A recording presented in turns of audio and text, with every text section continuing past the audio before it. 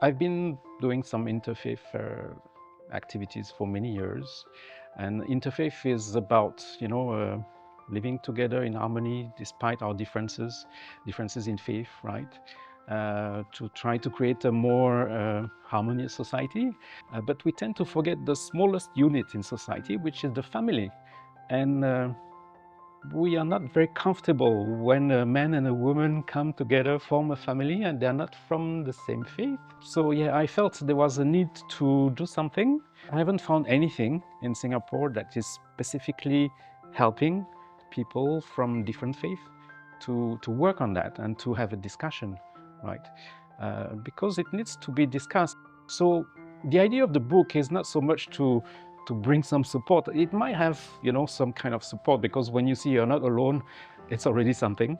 But the idea is more to trigger a conversation and to try to help to see that many families are experiencing this kind of struggles, joys, also because of my own experience, right? I'm married to a Singaporean, so there's a difference in culture. So the interfaith element to me is very important, how we can bring people of different faith to live together, to respect each other, and to love each other.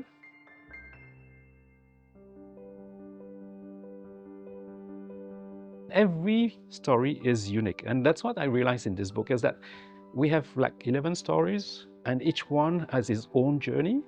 I received some stories slowly.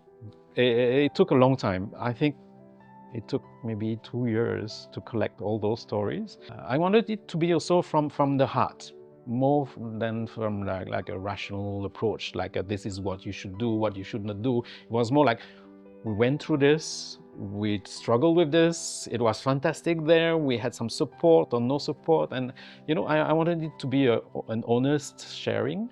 One story in the book is interesting because it's a couple, both of them are Catholic, and then throughout their life, one decided to change and became a Buddhist, right?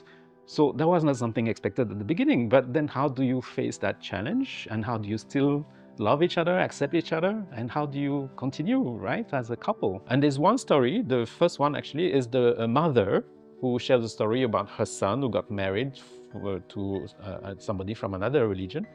And that's a very touching story as well, from the mother's perspective. And one of the things that I take away from those stories is how, being from another faith, you learn from the other faith, but you also kind of learn from your own faith. Your own faith develop in new ways that you never thought it could be possible. And it's like you grow in your own faith as well.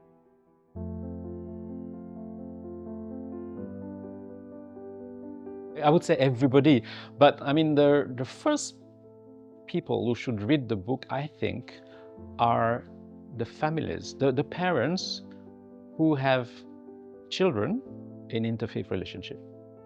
Because I've noticed that the main struggle the couple face is their relatives, their family, extended family, because they have a lot of fear, which is understandable. Then, of course, people who are in that situation, right, interfaith couples, to see that they are not alone. And many people struggle the way they do, but it's not something impossible. It can be beautiful.